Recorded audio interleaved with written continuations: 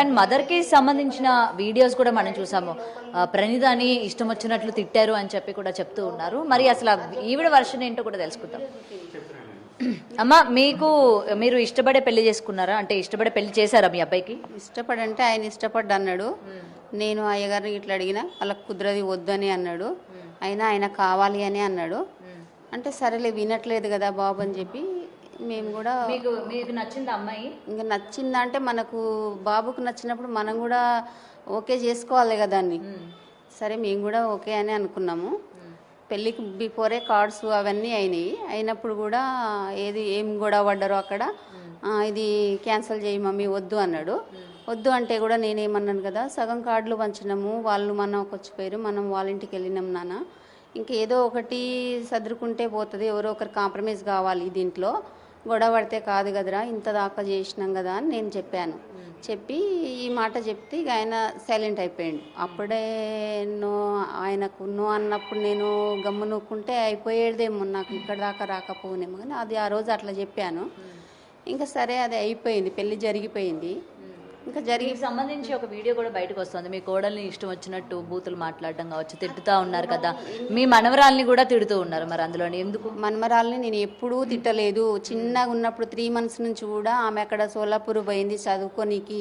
2 సార్లు నేను కూడా వెళ్ళాను. మా బాబు ఆయనకు ఇంట్రెస్ట్ లేదు, వద్దు అన్నాడు. 4 months పాపని పెట్టుకొని స్టడీకి వద్దు, మళ్ళీ వచ్చినప్పుడు చేసుకుందువు, ఇప్పుడు నేను ఇక్కడ వచ్చిందే మీకోసం కదా అని తను చెప్పాడు.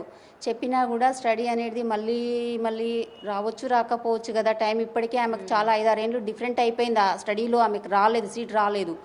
వాళ్ళు ఏది మాట్లాడుకురో మాకు తెలియదు, పేమెంటా ఏదో, కానీ నాకు నచ్చకుండా పోతున్నా, ఈయన మనీ కట్టను అన్నాడు.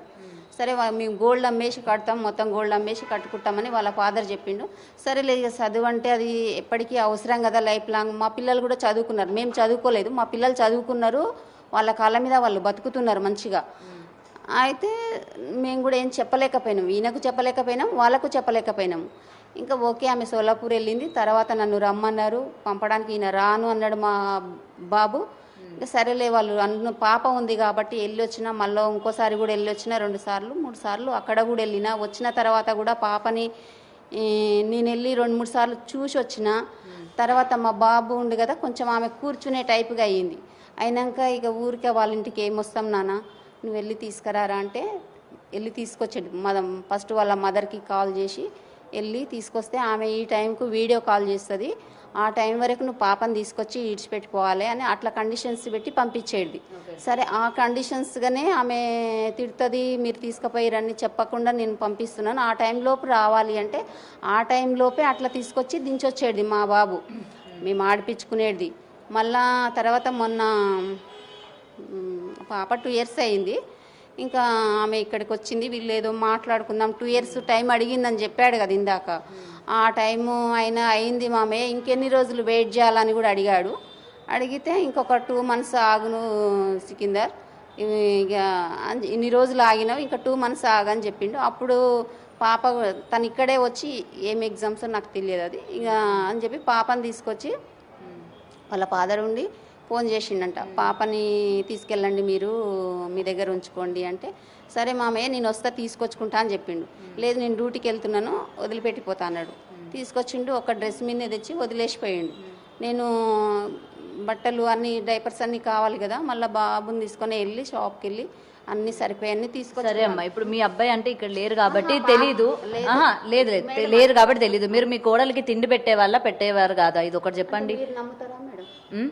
నేను అందుకనే ప్రశ్న చేస్తున్నా మిమ్మల్ని, కూడా తిండి పెట్టలేదు. లేదు మేడం, మీరు తిట్టారు అంటే నేను పాప గురించి చెప్తున్నా. నేను మీరు తిట్టారంట అంటే నేను ఏ విధంగా చూశానో నేను అది నాది చెప్తున్నాను. నేను మాకు ఫస్ట్ పాప ఆమె, ఆ పాప కోసమే ఆమె 3 months అప్పుడు నేను తీసుకురానికి పోతే, మా బాబుని తీసుకురానికి పోతే తను ఏమన్నది, డైవర్స్ ఇస్తా అన్నది.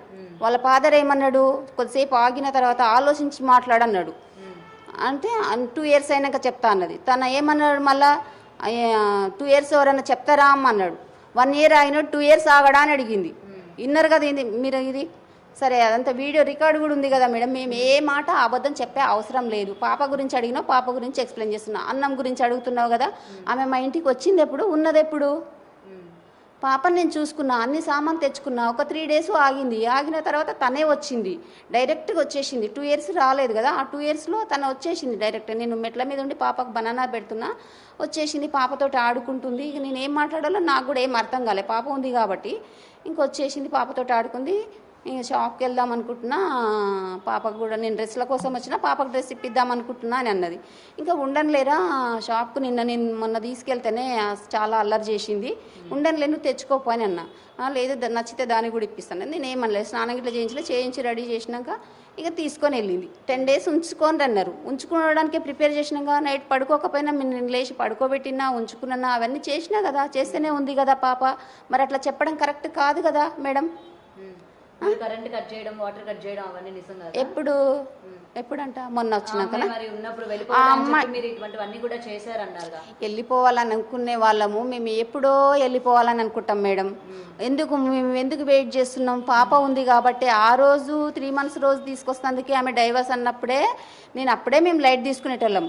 నేను కాంప్రమైజ్ చేసి, వాళ్ళ ఫాదర్ కాంప్రమైజ్ చేసి రమ్మన్నాం. నువ్వు వస్తుంటే 1 hour ఆగి తీసుకెళ్తాన్నా అంటే, నేను ఇప్పుడు మళ్ళీ ఎవరు వస్తారు నాన్న, మరి నువ్వు వస్తుంటే ఆగి తీసుకెళ్తాం, వెయిట్ చేస్తామన్నా అంటే, లేదు డ్రైవర్ తోటి వస్తాం, మీరు వెళ్ళండి అన్నది. సరే అని చెప్పి నేను నా కొడుకు వెళ్ళేసి వచ్చినాం. వచ్చిన తర్వాత ఇంట్లో సార్కి చెప్పాను ఇట్లా అన్నదని.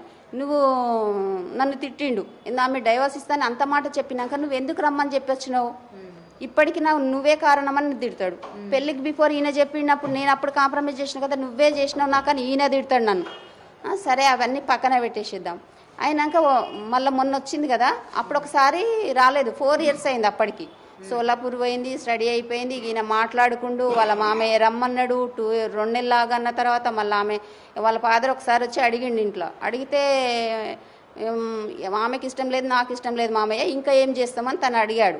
అడిగినాక మా సార్ ఏమన్నాడు, అదంతా కాదు, అమ్మాయితో నువ్వు డైరెక్ట్ మాట్లాడిన తర్వాత డిసిజన్ తీసుకోండి అని చెప్పిండు. నేను దాంట్లో ఇన్వాల్వ్ కాలేదు. అన్నాక ఏమన్నాడు కదా, ఫోన్ చేసి మాట్లాడు, నెంబరే లేదు మామయ్య నా దగ్గర అని తను అడిగాడు. హాస్పిటల్లో చేస్తుందంటే, హాస్పిటల్లో వద్దేమొద్దు, ఇంటికి వెళ్ళి మాట్లాడ్డా, వాళ్ళ పేరెంట్స్ కూడా ఉంటారు, ఒకరు ఉన్నప్పుడు వద్దులే, నువ్వు ఇంటికి వెళ్ళి డైరెక్ట్గా మాట్లాడని మా సార్ చెప్పాడు. అయితే ఆయన రమ్మని చెప్పిండు కృష్ణారెడ్డి. చెప్తే తను ఒక్కడే వెళ్ళిండు. మాకు వెళ్ళింది కూడా తెలియదు, మాకేం చెప్పలేదు పోతున్నా అని కూడా. వెళ్ళి డైరెక్ట్ మాట్లాడుకున్నాక వద్దు కాదు నాకు ఇష్టం లేదు, నీకు ఇష్టం లేదు, ఏమో మాట్లాడుకోరంటే మళ్ళీ వచ్చి చెప్పిండు. మళ్ళీ వచ్చినాక కృష్ణారెడ్డికి మీ ఇంట్లో తెలుసా మీ ఫాదర్కి అని అడిగితే, మా ఇంట్లో ఫస్ట్ నుంచే తెలుసు నేను వద్దంటున్న సంగతి అని ఆమె చెప్పిందంట. చెప్పినాక మళ్ళీ ఎమ్మడే ఆయన ఫోన్ చేసి, మామయ్య మరి ఇది కరెక్టేనా, నీకు తెలుసా మరి ఇట్లా మాట్లాడింది ప్రణీత అని ఈయన అడిగిండు మా బాబు. అడిగితే ఇక సరే నేను మాట్లాడి మేనేజ్ చేస్తలే అని తను చెప్పిండంట. నెక్స్ట్ డే ఫోన్ చేసి కూడా నేను చెప్పినా వినట్లేదు సన్నీ అని మేము ముగ్గురం ఉన్నాము, స్పీకర్ పెట్టి మాట్లాడుతురు. అయితే నాకు అదే చెప్పింది అని చెప్పిండు. చెప్పిన తర్వాత ఇక మళ్ళీ ఇంకా నీకు చెప్పింది నాకు చెప్పింది ఇది లైట్ మామయ్య అని ఈయన చెప్పిండు. ఇంకా నెక్స్ట్ డే ఏం చేసిండు, ఏం చెప్పిండో ఏమో, ఎప్పుడు 23లోనా ఏమో, అయితే ఫిబ్రవరిలో ఇక 24వ తారీఖు, ఫిబ్రవరి 24వ తారీఖు నైట్ ఈయన ఫంక్షన్కి పోయిండు. మేము ఇద్దరమే ఉన్నాం ఇంట్లో. నైట్ 10 o'clock వచ్చింది, ఆటో తీసుకొని 10 o'clock వచ్చింది. వచ్చినాక ఈయన టీవీ చూస్తుండే ఇంట్లో, నేను కింద నిల్చున్న, పాపను తీసుకున్నా నేను. ఇంకా పోయింది బెడ్రూమ్లో డోర్ వేసుకుంటే నీకు చాలా భయపడి నన్ను పిలుస్తుండు, కింద ఏం చేస్తున్నావు అని కొంచెం గట్టిగా అరిచే వరకు నేను వెళ్ళిన, పాపను తీసుకొని పోయిండు, డోర్ కొట్టిండు, ఆమెకు పిలిచిండు. పాపని ఇచ్చే లోపలనే వాళ్ళ అమ్మ ఫోన్ చేసి, వదినమ్మ ప్రణీతని జాగ్రత్త చూసుకో వదినమ్మ అని ఏడుస్తుంది. జాగ్రత్త చూసుకో, ఎక్కడన్నా వెళ్ళిపోగల, ఏమన్నా చేసుకోగల, జాగ్రత్త చూసుకుంటే. అలాంటప్పుడు ఇన్ని రోజులు మా ఇంట్లోనే లేదు, ఇప్పుడు పంపించి జాగ్రత్త చూసుకోమంటూరేంది వదినమ్మ, నాకు చాలా భయం వేస్తుంది, మరి అదేందో మీ ఇంట్లోనే ఉంచుకోక మా ఇంటికి ఎందుకు పంపినావని అడిగాను నేను. అడిగితే ఇక లేదు మరి వచ్చి రండి మరి అని అన్న. అంటే లేదు మా అన్నయ్య డ్యూటీకి పోయిండు, రేపు మార్నింగ్ వచ్చి మాట్లాడతాం, కానీ ఈ నైట్ అయితే నువ్వు జాగ్రత్త చేయని చాలాసార్లు చెప్పింది. ఇంకా మాకు వణుకుడు లేచింది. ఇద్దరం నైట్ పడుకోలేదు. ఆయన 12 o'clock ఆయన ఫంక్షన్కి నుంచి వచ్చిండు. వచ్చినాక డోర్ కొడితే తీయట్లేదు. వాళ్ళ మామకు ఫోన్ చేసిండు, ఇట్లా తీయట్లేదు మామయ్య, మరి ఇది పరిస్థితి ఏంది, నేను ఏడబండుకోవాలి, ఆమె ఏం చేసుకుంటే ఎట్లా మరి అని అడిగాడు. అడిగితే ఏం చేసుకోదులే, నేను మార్నింగ్ వస్తా కానీ నువ్వు ఎక్కడన్నా అడ్జస్ట్ చేసుకొని ఆయనకు చెప్పిండు. మేము పడుకోలే కదా, అందరం ఇంటనే ఉన్నాం కదా. ఆయన మీ హస్బెండ్ ఎందుకని ఆమె చేపట్టుకొని లాగడం, డోర్ ఎందుకు వేసేసారు మరి? అది చెప్తాను. అయితే అది అయిపోయి ఆ రోజు అది అయ్యింది. నెక్స్ట్ డే వాళ్ళ నాన్న వచ్చిండు, ఈయనకు మాట్లాడతా అని చెప్పిండు. ఆయన వచ్చేవరకే వచ్చిండు, రెడీగా తనకు చెప్పాడు బిడ్డకు. పాపని వదిలేసిరు, తండ్రి బిడ్డ వెళ్ళిపోయారు. ఆ ఖమ్మం దగ్గరికి పోతుండే ఈయన వచ్చి మాట్లాడి, ఏం మామయ్య నేను వచ్చేవరకే వెళ్ళిపోతున్నావు అంటే, లేదు లేదు లేట్ అవుతుంది, నా హాస్పిటల్ కాడ ఆమెకు లేట్ అవుతుంది, ఆమెకు దించి నేను స్టేషన్కి నుంచి ఫోన్ వచ్చింది, నేను పోతున్న సాయంత్రం వస్తా అని చెప్పిండు. ఇక ఆ రోజుకు అది మాట్లాడిరు. మళ్ళీ వచ్చినాక ఏమన్నా చేసుకుంటుందేమని తను అడిగాడు. మళ్ళీ ఫోన్ చేసి రానన్నది ఉండనన్నది కదా మామయ్య, మరి ఇప్పుడు మళ్ళీ ఆమె ఏమన్నా మా ఇంట్లో చేసుకుంటే నిన్ననే అత్తయ్య ఫోన్ చేసి కాపాడమని చెప్పిందంట, మరి ఏమన్నా జరిగిందనుకో అప్పుడు మా పరిస్థితి ఏంది అంటే, జరిగితే ఇంకొక రూట్ ఉంటుంది, జరగకపోతే ఇంకొక రూట్ ఉంటుంది. జరగని ఏది జరిగినా ఆడనే జరగాలి. ఆ రోజే చెప్పేసిండు. ఆ రోజు దాకా ఆయనను కాంప్రమైజ్ చేసిండు. ఆ రోజు జరిగితే ఇంకో రూట్ ఉంటుంది, జరగకపోతే ఇంకో రూట్ ఉంటుంది అంటే, నేను కూడా అక్కడ ఆయన ఆంధ్రాలో ఫిష్ ఫామ్ పెట్టిండు. అయితే అక్కడ వెళ్ళేది ఉంది మామ, మరి నేను కూడా లాక్ చేసుకుని వెళ్తా, మరి నా రూమ్ కంటే నువ్వు ఎట్లా లాక్ చేస్తావో చెయ్యి. ఆమె మహిళా మండలి తెస్తుంది, పోలీసు వాళ్ళని తెస్తుంది, పోలీస్ కంప్లైంట్ ఇస్తుంది, కోర్టుకు పోతుంది. ఆమెకు చాలా తెలివి ఉంది, ఎన్ని చేయాలో అన్ని చేస్తుంది అంటే వాళ్ళు ప్లాన్ చేసి అప్పటికే మాట్లాడిండు. ఇంకా సరే అదే ఆ రోజుకు అది మాట్లాడిరు. ఆ తర్వాత మా ఒక పెద్ద మనిషి కోయడ సంజీవ్ రెడ్డి కాక వచ్చిండు, మాట్లాడి సదిరి చెప్పి ఉంచిపోయిండు. ఎంత ఒక 4 months ఎంత ఉందిరా. ఉన్న తర్వాత బర్త్డే వస్తుంది పాపది. ఆ బర్త్డే గురించి చెప్తే, ఆ బర్త్డేకు ఆ రోజు మార్నింగే ఇట్లా అట్లా చేసింది. బర్త్డే కోసం కూడా ఆ 4 నెలలు ఉంటే కూడా నేనేం చేసిన, వీళ్ళిద్దరు మంచిగా ఉండాలని చెప్పి 1,00,000-1,50,000 పెట్టి పంతులకి పిలిచి పూజలు చేయించిన, అట్లనన్నా ఉంటే మంచిగా సెట్ అయితే బాగుంటుంది కదా అని చెప్పి అది చేపించిన, ఆమెను తీసుకుపోయే చేపించిన. ఆమెకు డబ్బులు ఇయ్యంగా చూసింది తను కూడా, ఏం పూజలు అడిగింది, నాకు అన్నీ కరెక్ట్ చెప్పరాలేదు, మళ్ళీ పంతుల్ని అడిగింది, అన్నీ అయినాయి. మళ్ళీ పాపకు అబ్జర్వేషన్ చేయాలన్నది తెల్లారే. అంటే మళ్ళీ 10,000-15,000 ఇచ్చిన డబ్బులు, బట్టలు తెచ్చుకోరా నువ్వు అని. పాపకు తెచ్చిన, ఆమె తెచ్చుకో అని ఇచ్చిన. ఎందుకంటే నేను ఎవరు నచ్చినాయి వాళ్ళు తెచ్చుకోవాలని డబ్బులు ఇస్తే నేను లేదు నువ్వే రావాలన్నది.